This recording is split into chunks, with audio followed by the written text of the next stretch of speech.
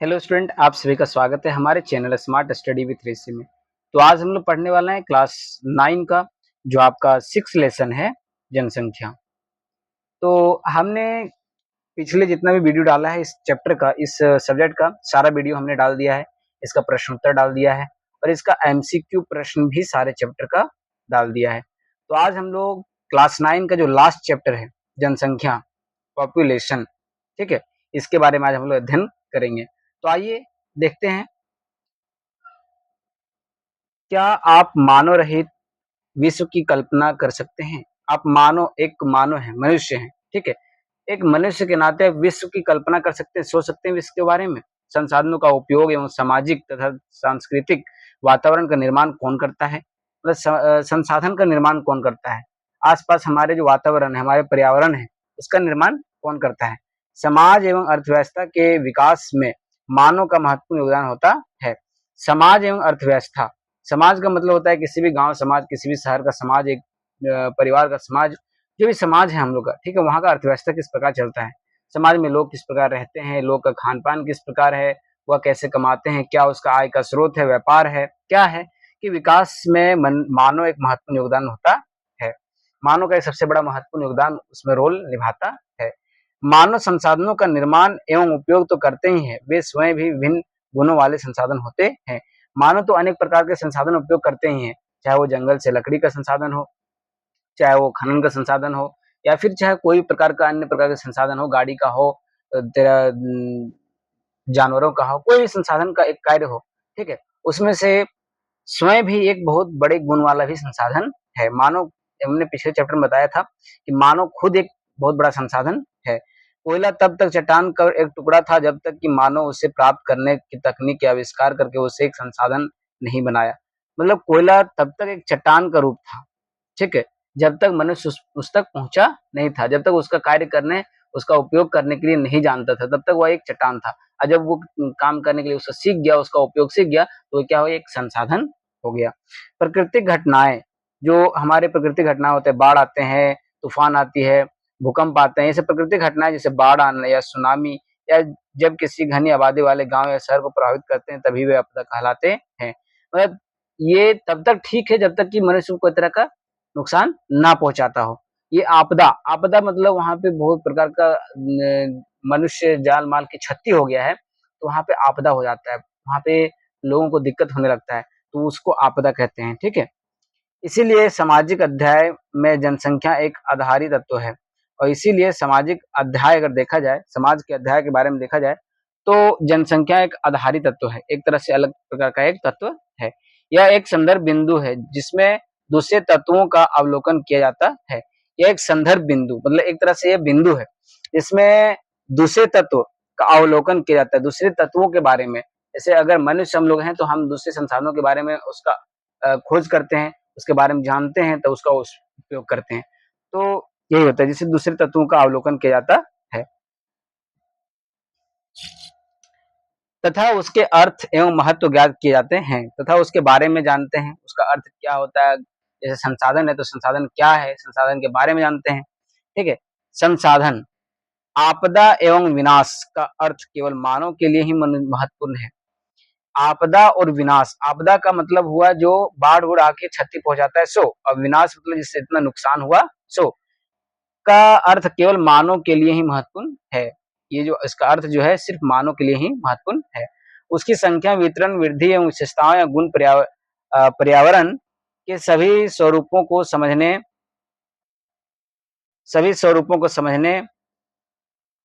समझने तथा उसकी विवेचना करने के लिए मूल पृष्ठभूमि प्रदान करते हैं।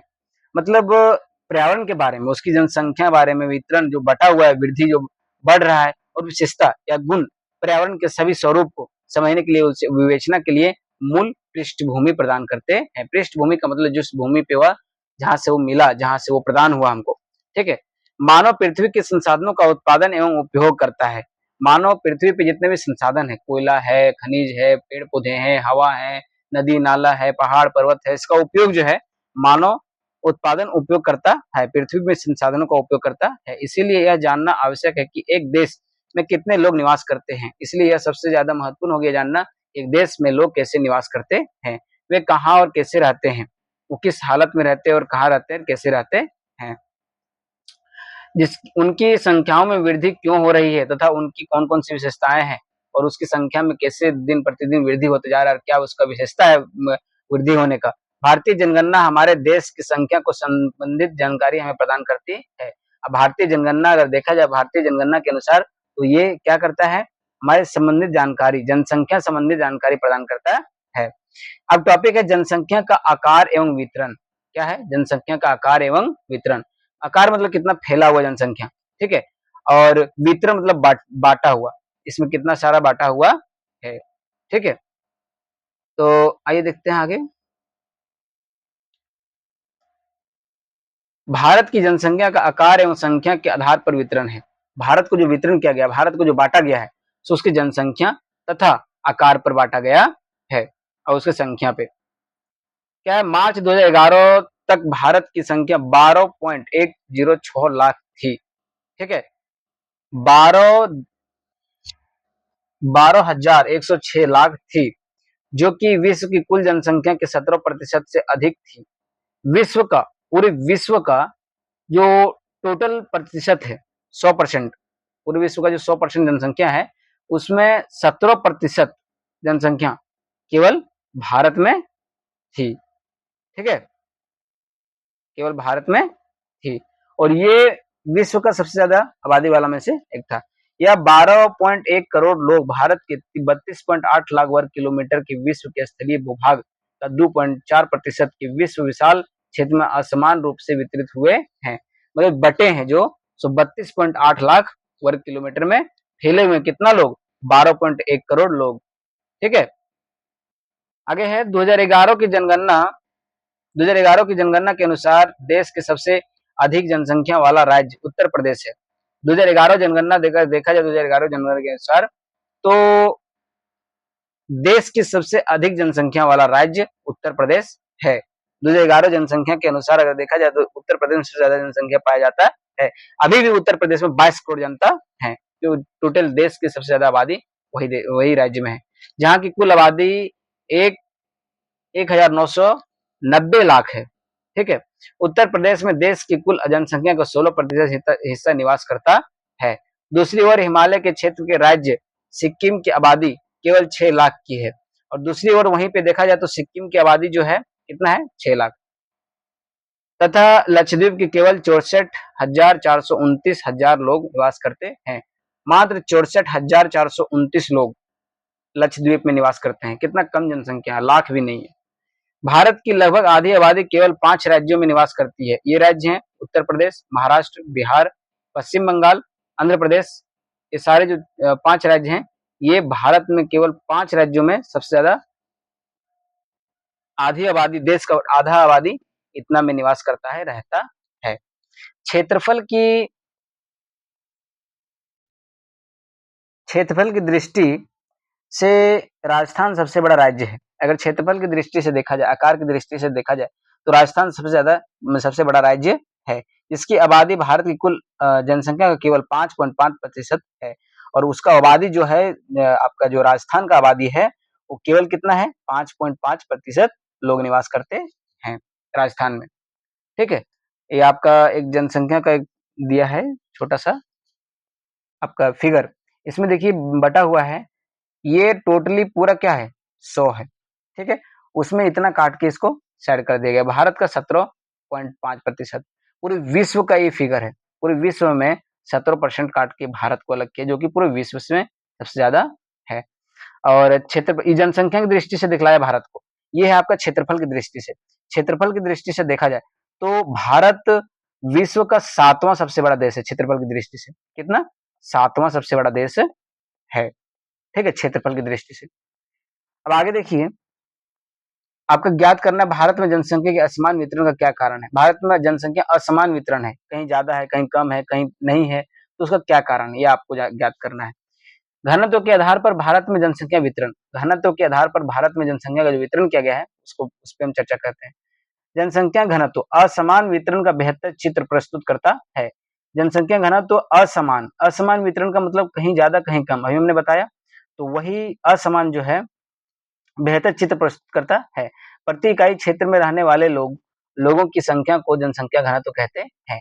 देखिए ये आपका इंपॉर्टेंट क्वेश्चन है, जनसंख्या घनत्व किसे कहते हैं? प्रति इकाई क्षेत्र में रहने वाले लोगों की संख्या, ठीक है, उसको जनसंख्या घनत्व कहते हैं। भारत विश्व के घनी आबादी वाले देशों में से एक है। भारत विश्व का सबसे ज्यादा आबादी वाले देशों में से एक है। ये आपका फिर दिया है, केवल बांग्लादेश तथा जापान का जनसंख्या घनत्व भारत से अधिक है।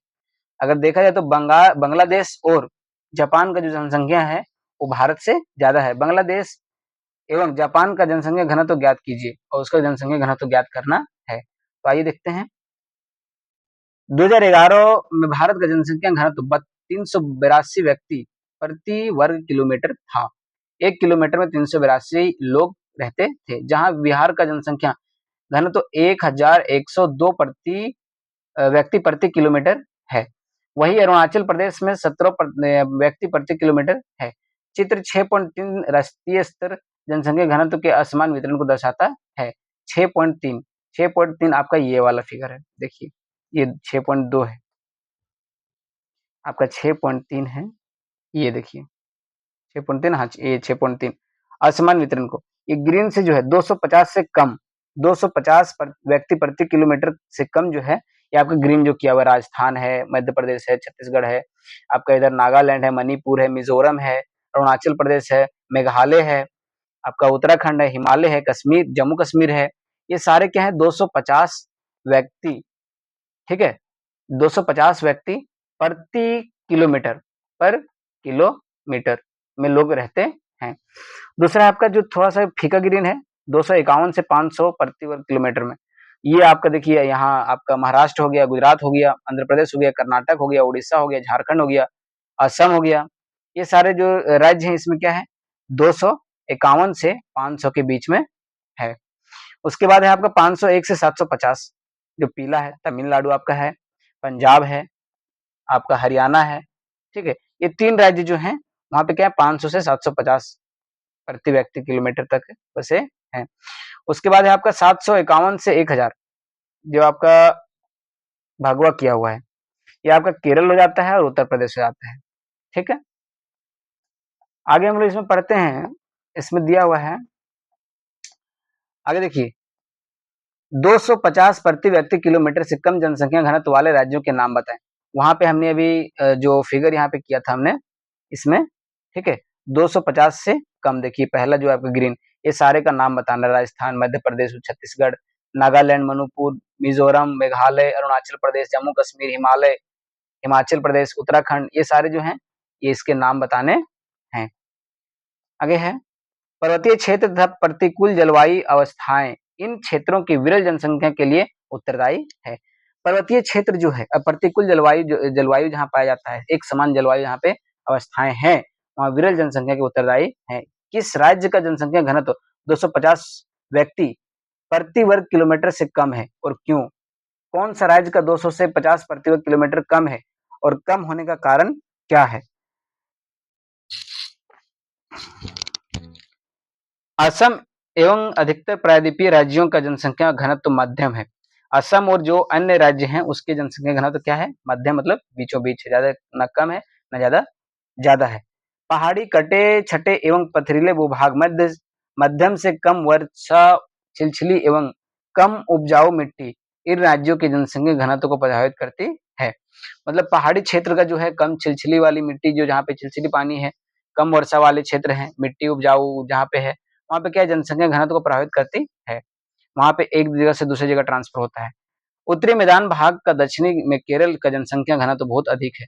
केरल में यहीं पे देखा जाए तो केरल में सबसे ज्यादा जनसंख्या घनत्व देखने को मिलता है, क्योंकि यहाँ समतल मैदान एवं उपजाऊ मिट्टी पाई जाती है। क्योंकि यहाँ पे क्या है, समतल मैदान और उपजाऊ मिट्टी पाया जाता है तथा पर्याप्त मात्रा में वर्षा होती है, और यहाँ पे पर्याप्त मात्रा में पूरे साल वर्षा होती रहती है। उत्तरी मैदान के अधिक जनसंख्या घनत्व वाले 3 राज्य के नाम बताएं। उत्तरी मैदान का सबसे ज्यादा जनसंख्या घनत्व जो है उसका 3 गो नाम बताना है, 3 राज्य का नाम बताना है।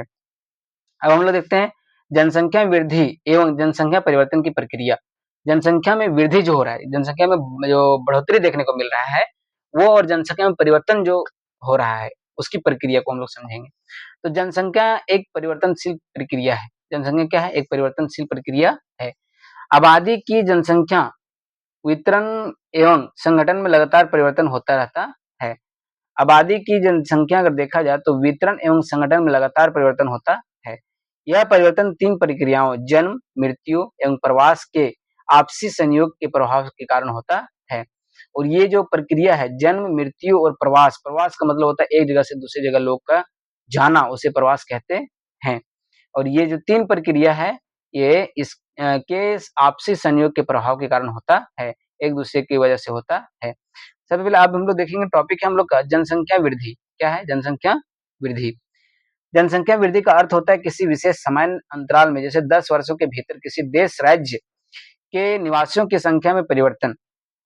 10 साल के दौरान 10 वर्षों के बीच में जो किसी देश में या किसी राज्य में या किसी क्षेत्र में जो जनसंख्या परिवर्तन देखने को मिलता है उसको क्या बोलते हैं? किसी देश में निवासी के स्थान को परिवर्तन कहा जाता है। इस प्रकार के परिवर्तन को 2 प्रकार के व्यक्त किया जाता है। इस प्रकार का जो परिवर्तन होता है उसमें 2 प्रकार से व्यक्त किया जाता है। क्या है? पहला है सापेक्ष वृद्धि तथा दूसरा है प्रति वर्ष होने वाले प्रतिशत परिवर्तन के द्वारा। ठीक है?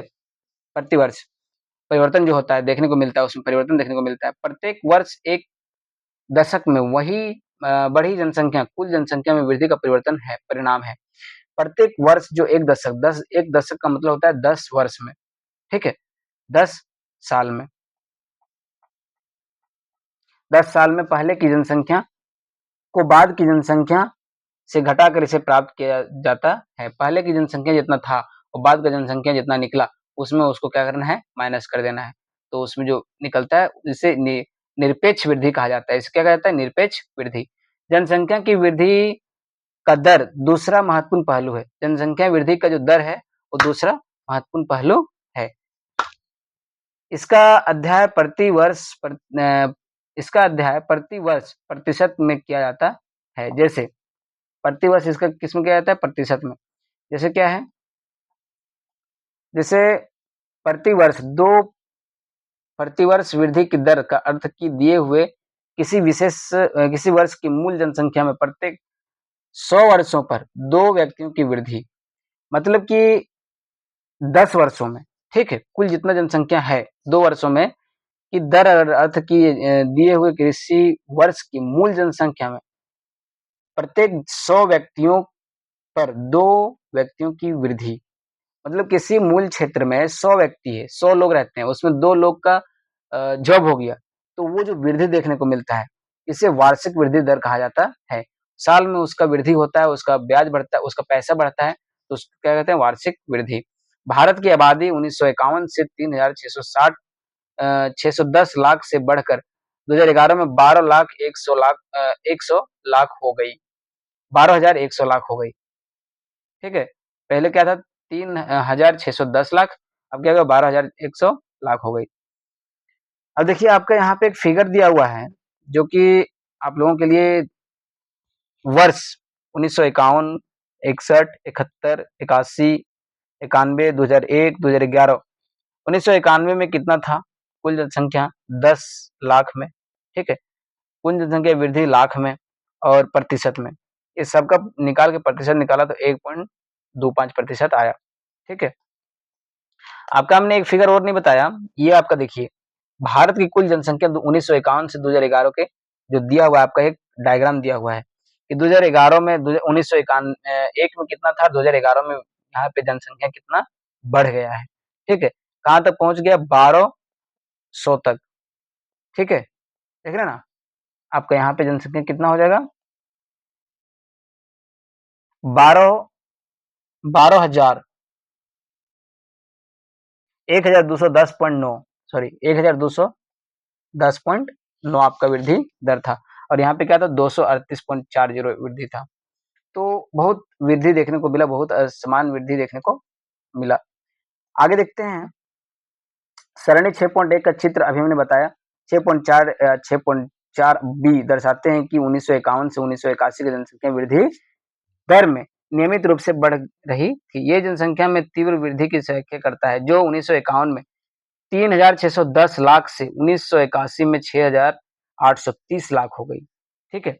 इसका बढ़ के, समझ गए? आगे देखिए सरणी 6.1 में पता चलता है कि वृद्धि में दर में कमी बावजूद प्रत्येक वर्ष लोगों की संख्या में नियमित रूप से वृद्धि हो रही है, ऐसा क्यों? कारण है। किंतु 1981 में वृद्धि दर धीरे-धीरे कम होने लगी। इस दौरान जन्म दर में तेजी से कमी आई, फिर भी केवल 1990 में कुल जनसंख्या में 1820 लाख की वृद्धि हुई थी। मतलब देखने को मिला पहले क्या था, ज़्यादा था, उसके बाद धीरे-धीरे कम हो गया, फिर भी 1990 में जनसंख्या वृद्धि देखने को मिला।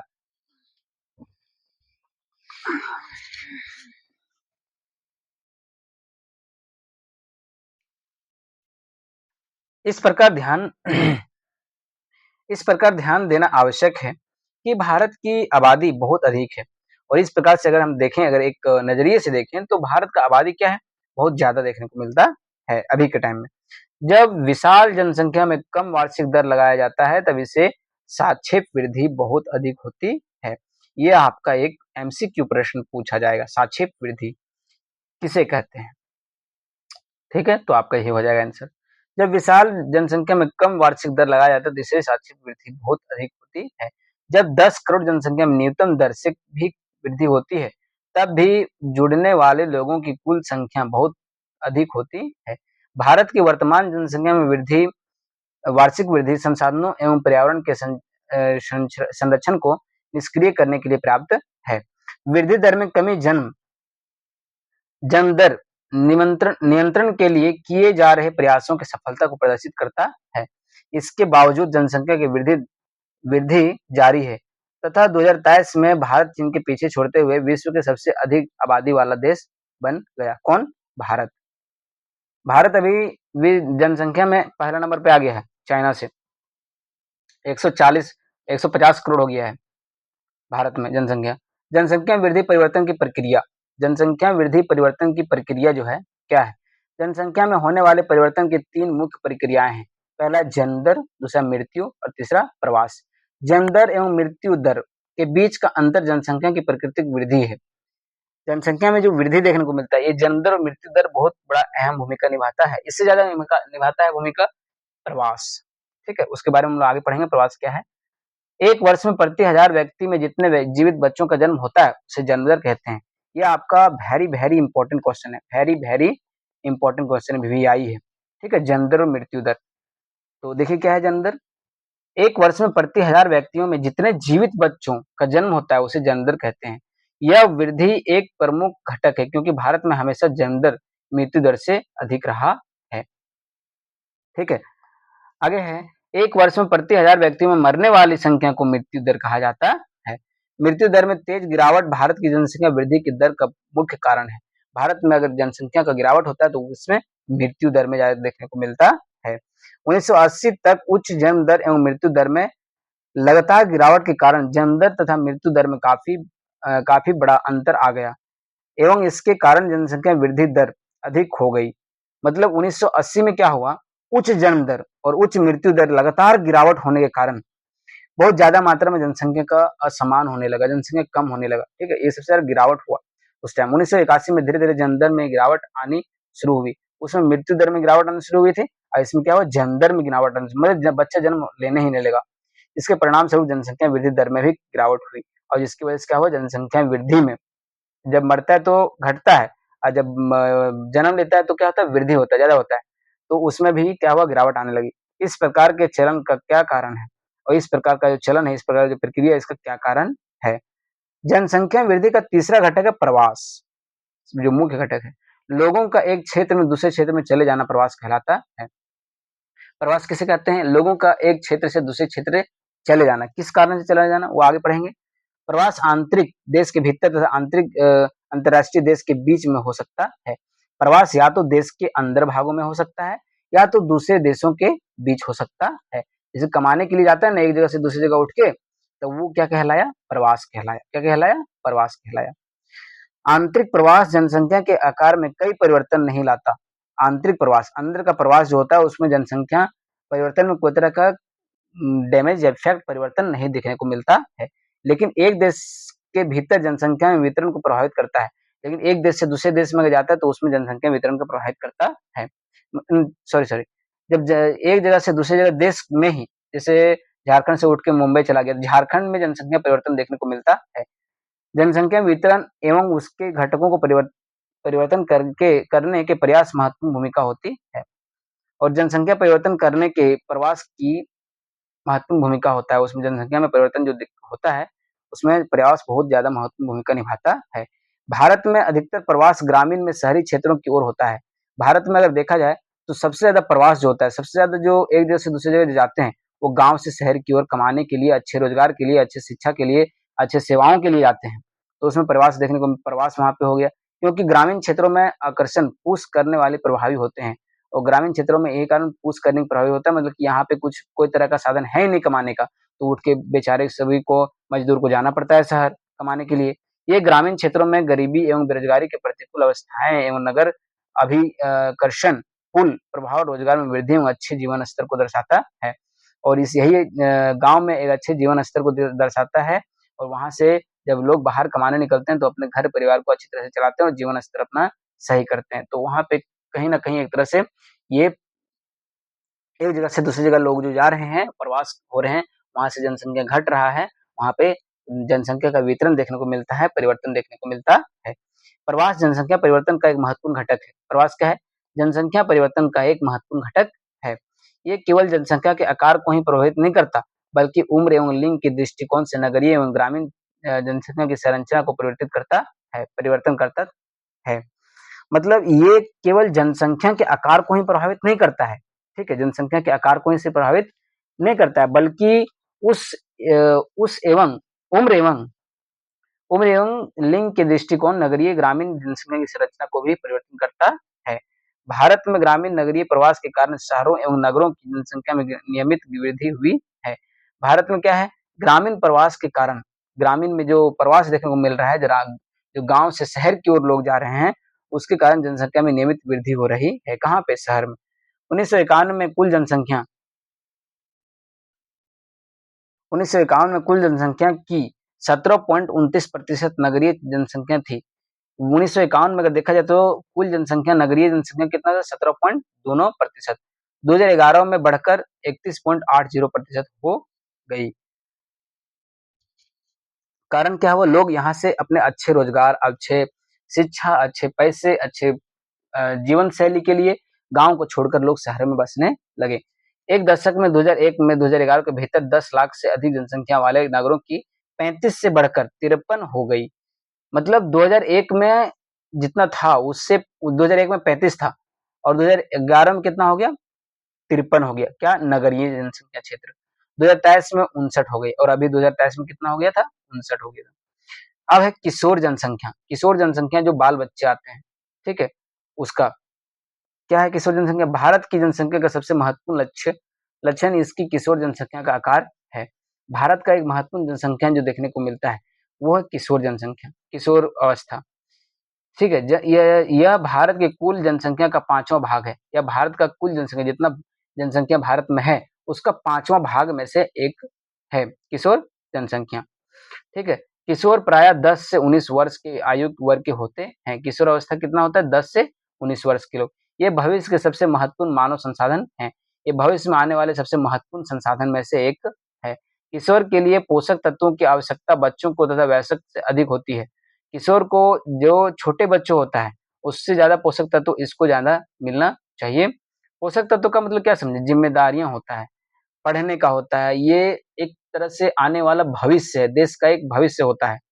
कुपोषण के इसका स्वास्थ्य खराब तथा विकास अवरोध हो सकता है। कुपोषण का मतलब बीमारी के कारण इसका स्वास्थ्य खराब हो सकता है, इसका विकास अवरोध हो सकता है, विकास नहीं हो पाएगा। परंतु भारत में किशोर को प्राप्त भोजन में पोषक तत्व अपर्याप्त होते हैं। लेकिन भारत में जो है जो इस क्षेत्र के इस किशोर अवस्था वाले जो लोग हैं, जो बच्चे हैं, इसको पर्याप्त मात्रा में भोजन, पोषक तत्व प्राप्त होता है। बहुत सी किशोर बालिकाएं सहनशीलता से पीड़ित रहती है। बहुत सारे किशोर बालिकाएं, बालिकाएं का मतलब होती है लड़कियां। रक्तहीनता, रक्तहीनता का मतलब होता है जो जैसे बालिकाओं को पीरियड्स होता है ना, तो रक्तहीनता होता है, उससे वो बहुत सारे परेशान होती है। विकास की प्रक्रिया में उसकी समस्या का पर्याप्त ध्यान नहीं दिया जाता और इस वजह से उसकी समस्या में पर्याप्त ध्यान उतना नहीं देता है कोई। इसकी वजह से बालिकाओं का कहीं न कहीं एक तरह से जनसंख्या घटता है।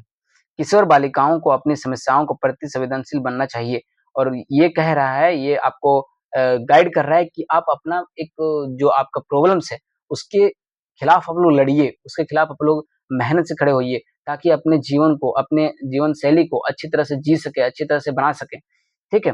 शिक्षा के प्रयास तथा इसके सुधार के द्वारा इनमें इन समस्याओं को प्रति जागरूकता बढ़ाई जा सकती है और इसके प्रति जागरूकता तब बढ़ाया जा सकता है जब उसे अच्छी तरह से शिक्षा मिले। इसीलिए अभी भारत सरकार सबसे ज़्यादा मात्रा में बालिकाओं को छूट दे रही है ताकि आप लोग पढ़ो। क्या है, अभी मुस्लिम बालिकाओं को क्या है कि अगर आप लोग 12 ग्रेजुएशन करेंगे, ग्रेजुएशन अगर कीजिएगा तो आप लोग लैपटॉप मिलेगा, पैसा मिलेगा। यहाँ तक कि 2 लाख रुपया गाइड कर दिया सरकार कि 2 लाख मिलेगा अगर ग्रेजुएशन तक पढ़ाई करती है तब, बिना शादीशुदा किए। राष्ट्रीय जनसंख्या नीति, अब क्या है राष्ट्रीय जनसंख्या नीति, आपका लास्ट टॉपिक है राष्ट्रीय जनसंख्या नीति। परिवारों के आकार को सीमित रखकर एक व्यक्ति के स्वस्थ एवं कल्याण को सुधारा जा सकता है। परिवारों के आकार को सीमित रखकर, परिवारों के आकार मतलब हम दो हमारे दो, हम दो हमारे दो, इसको आकार को सीमित रख के हम परिवार का अच्छी तरह से स्वास्थ्य का कल्याण का सुधार कर सकते हैं। इस तथ्य का ध्यान रखते हुए भारत सरकार ने 1952 में एक व्यापक परिवार नियोजन कार्यक्रम को प्रारंभ किया है। परिवार कल्याण कार्यक्रम जिम्मेदार एवं सुनियोजित पितृत्व को बढ़ावा देने के लिए कार्यरत है। इसमें क्या है, एक योजना लाया जिससे बच्चियां पढ़े, जिससे बच्चियां ध्यान दें, अपनी जागरूकता के प्रति ध्यान दें, ताकि कोई तरह का दिक्कतें सामना ना करना पड़े। राष्ट्रीय जनसंख्या नीति 2000 कई वर्ष के नियोजन प्रयासों का परिणाम है। राष्ट्रीय जनसंख्या जो है, जनसंख्या नीति 2000 में कई वर्षों का परिणाम है, कई सालों का परिणाम है। राष्ट्रीय जनसंख्या नीति 2000 14 वर्ष से कम आयु वाले बच्चों को निःशुल्क शिक्षा प्रदान करने, शिक्षा मृत्यु दर को प्रति 1000 से 30 से कम करने, व्यापक स्तर पर टीकारोधी बीमारियों से बचने को छुटकारा दिलाने, लड़कियों की शादीशुदा कम उम्र में बढ़ाने के प्रोत्साहित करने के तथा परिवार को नियोजित एक जन केंद्रित कार्यक्रम बनाने के लिए नीतिगत ढांचा प्रदान करती है। ये राष्ट्रीय जनसंख्या नीति 2000 वर्ष 14 से कम आयु बच्चे निःशुल्क शिक्षा, मतलब 14 से जो कम वायु वर्ष के जो बच्चे हैं उसको क्या है सरकार की तरफ से निःशुल्क शिक्षा दिया जा रहा है, ठीक है। और उसे अपने जो जीवन में है, जो कि उसको चाहिए, वो सब सारी सुविधाएं दे रही है, पैसा दे रही है, ठीक है। 1000 से कम 30 वर्ष वाले अभी हम टीकारोधी दे रही है, कपड़ा दे रही है, छूट दे रहा है, शादीशुदा कम बढ़ा दिया है, अभी कोर्ट के थ्रू शादीशुदा का उम्र बढ़ा दिया लड़कियों का, ताकि कोई तरह का उसे दिक्कत का सामना ना करना पड़े। तो आपका चैप्टर यहीं पे समाप्त होता है। हम लोग मिलते हैं नेक्स्ट वीडियो में इसका प्रश्न उत्तर लेके, ठीक है। हम लोग मिलते हैं नेक्स्ट वीडियो में इसका प्रश्न उत्तर लेके। तब तक आप लोग इसको चैनल को सब्सक्राइब कीजिए, शेयर कीजिए और लाइक कीजिए, ठीक है। जय हिंद।